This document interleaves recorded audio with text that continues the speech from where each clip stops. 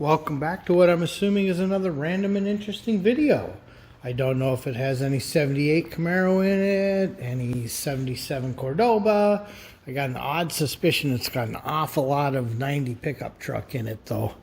So we'll see. We'll see where this winds up. You know, it's part of the fun of Wednesdays. Is you just never know what we're going to do.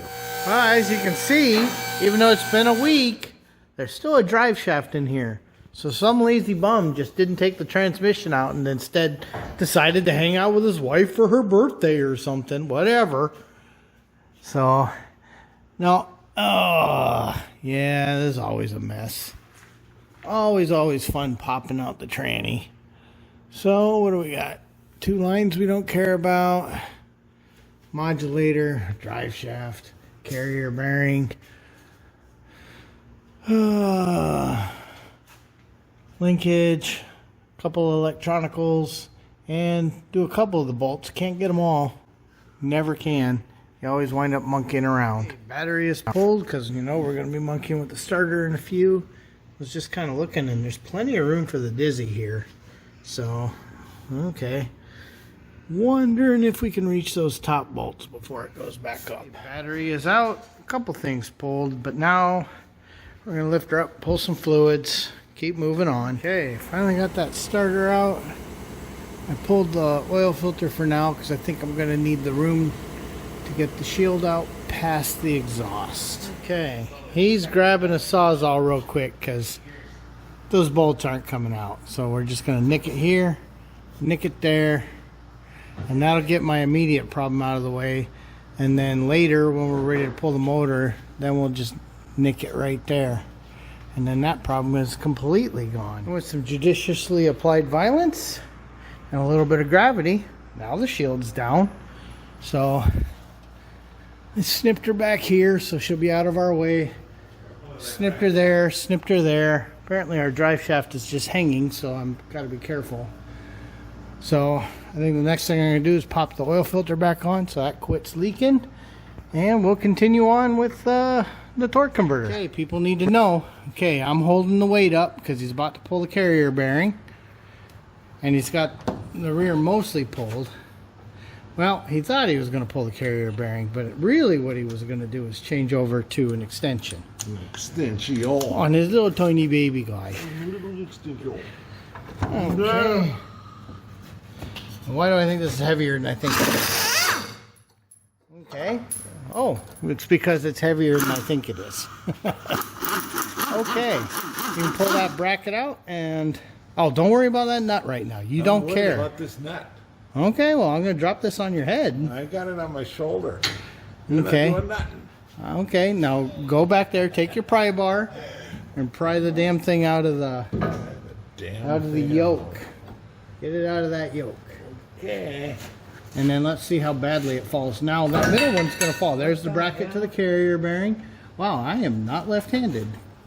You're not. Set Nope. that phone down. Nope, we need the footage. Just give that thing a pry like a man. Whoa. Wow. Don't forget about your pipe accessory, apparently. Like a son of a bitch. And let me set this guy down a little lower. Nope, I was hoping it would slide out, but it will not. Okay. Well, let me become less left-handed, more right-handed. Okay, hopefully everybody didn't just throw up. Okay, apparently that's a fighting. Well, let me lower it down so maybe he can get those bolts out now. That's it. That's what we got. There's only so much up here. Oh, you pulled the front yoke too. Yes, sir. Well, why don't you just pry on that and we'll let this fall? What? Yeah, we'll let it fall. It's just gravity. No. Let gravity do what it does. Watch this. I'll just let... No, you're going to want to catch because I was going to let it fall. It's a lot easier to not care about parts you don't care about. Okay, and then now give that a pry. And while you're prying on it, we'll just let this fall a little. Oh, it's still stuck on that. See, it's coming free, but now it's stuck on that strap. Okay, we'll be right back. I need 2 hands like a grown-up. So we popped the front one. So now I'm going to turn this so that he can get the rest of that strap off. So now he's got it. Now that strap is finally off. And now he should be able to just pry that out. I've got this end. Hopefully he's got that end or it's going to fall. Which it may fall anyway and crack my foot. It's comedy around here today.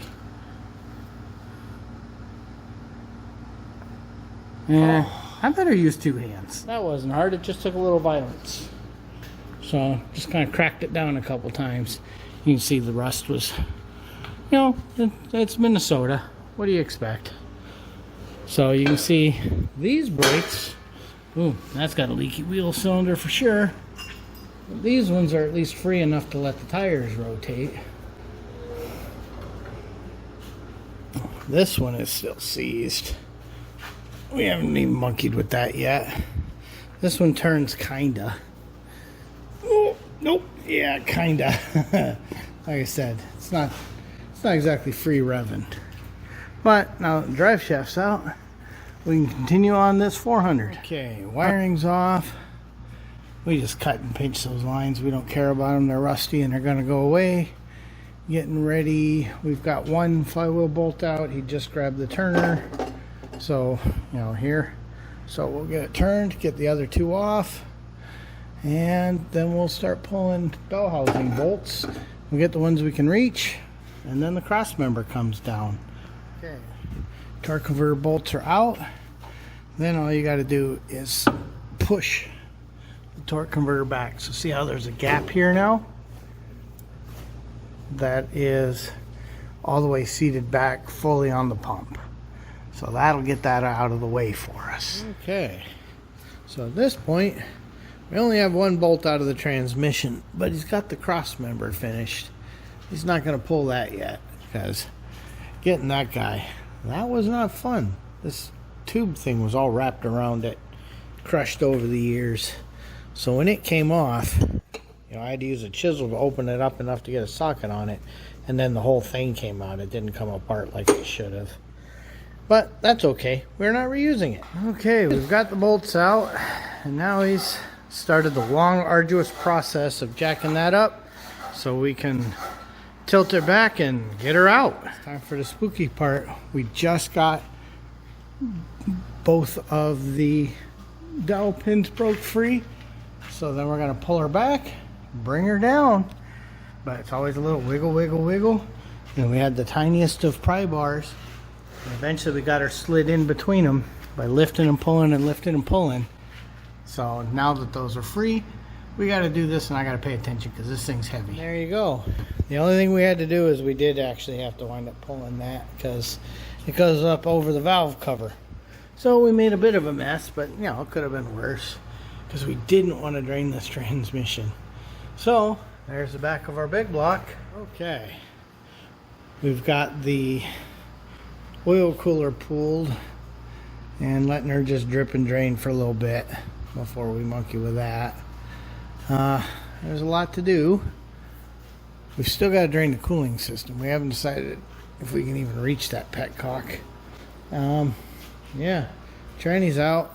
It's got to go down on a buggy soon. He's just going to strap it, pick the hoist up a little bit and lower it down because we're getting too old to be picking this stuff up. Alright, on these TBIs there's normally a bolt back here somewhere, but it looks like this has been worked on before and it's gone, so we don't have to worry about that. This is free, so it'll either just come out right now or it'll fall. See, that was our problem, is how far out it stuck. It was just a little longer than we needed it to be to get her out. We almost made no mess. Alright, looking straight up. A lot of stuff to unplug. A lot of stuff to unplug. I've got quite a bit down here undone. And then this collar here, we have some kind of wire going forward. I think that goes up to the battery for the cab. So we'll take a look here in a minute when it comes down. Obviously we got all the shift stuff undone. Yeah, let's take a look what else we gotta undo down here. Obviously motor mounts, not too worried about those yet. We'll take the exhaust with us. We still got a drainer. Oh, we got to pull power steering lines. Yeah, so power steering and cooling. And a lot of wires up top. Holy monkeys, an awful lot of wires to pull. Because we're trying really hard not to cut any wiring. Right. Quick update here. We've just been wrenching and pulling and wrenching and pulling. He's doing tranny lines. I just did the oil cooler lines. And I'm working on the fan. But my hand cramped a little bit. So I was like, let's show the people. I think we've got the bulk of the wiring off. You know, a couple things to do yet. But, yeah, we're getting there. You know, unfortunately for this one, hood's definitely going to have to come up. No choice on this car. Wish it didn't, but I don't see any way we're going to clear otherwise, because this is a really high bar to cross. So, is what it is. We'll keep working. Okay. Radiator is out. We're not sure if we got to pull this lower shroud yet or not. We may or may not. Look, it's got D9-inch radiator fluid in it. Yeah. But, ways to go yet. But, man, that's a lot closer than it was. So we're getting there, and we're trying really hard not to damage the stock wiring. Because you never know. What if someone decides they want to put another TBI truck in here? We don't want to determine what someone's got to do and what they got to replace. So still some lines to pull yet. A little heater tube that come off the back of the throttle body there. That was no joke. That really wasn't very fun. But we did eventually get it. It had one of those little plastic clippies that go on there, but it gets hot back there over the years, and all the little plastic is cracked and broken. Yeah, that tube that's hanging out right there. So that wasn't very fun. Really, there's power steering, motor mounts, hood, probably the Dizzy cap, so that doesn't smack anything. And then, you know, one or two little wires that we don't realize are in the way, kind of thing. Getting the chain up, getting another stand set up. But yeah, this will be out next week. I'm running out of steam. Old fat guy, he's tired. I really like how somebody repaired that air horn gasket in the past with some tape. That's always nice. So, but we got it. We've been really careful not to damage things, even the throttle body connectors, because these are always pretty iffy. This thing normally slides out real good, but boy, it's hard as a rock on this one. It didn't slide out very well. We got it, but it wasn't funny. And I'm trying to think of what else I know. I mean, it's pretty much everything that we've done so far.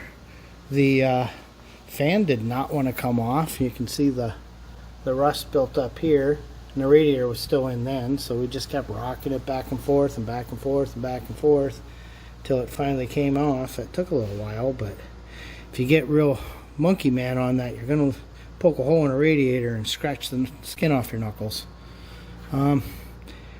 We're thinking, even if we're not planning to use it, we're definitely keeping this accessory system for this big block, because it's actually kind of a nice layout, so I could see us using that for something else. And then you see this one's got the AC compressor idler. So if you had AC, that's where it would sit. Different bracket, but you know, same location, same belt, same tensioner, everything. Fuel lines actually came off really easy, like one of them by finger, so that's always confidence inspiring. We know this has been apart before, and that's just more proof. Excuse me. So I honestly don't think it'll give us too much trouble. The biggest problem is just being it's a big block and a tall truck. One of the things I think we're going to do before we pull it is yank these front tires off, just so that we can get the truck itself lower. You know, we can just lower the lift until, you know, we can get that little bit more. Really don't want to have to pull this hood, but I don't think we're going to have a lot of option. Unlike the Cordoba, I don't see how we could make that happen. In fact, I can look at this distance from here to here and see that that can't happen, because that's not as tall as the motor. So there's that. But, you know, like all things, it's a few bolts and some cussing. It's not the end of the world. You just got to be careful. These hoods are really easy to damage. Oh yeah, you can see it real good. Just like, remember the old square bodies always folded here? Well, in an accident, this all crumples. And you can see right here when you look across the crumple line. So all those people that buy these kind of trucks new and they just keep slamming and slamming the hood, pretty soon their hood sits funny because it's actually bending here at this relief point. You know, that's a stress reliever. Kind of like how this back here is a little catcher. So, you know, to keep the hood from slicing into you. So, I think that's kind of where we're going to leave that for today. Harlan's trying to get just a little bit more out of there. He's not quite out of steam yet. Old man is. Tranny's out. You know, Camaro's still sitting here. That 400's still sitting there, waiting to get pushed back. Oh, we're running out of beautiful, beautiful days. So, I guess I'm going to toss it over to Shop Rex. You have a good night. Thanks for watching. And remember, even Shop Rex needs to pay attention to what he's doing.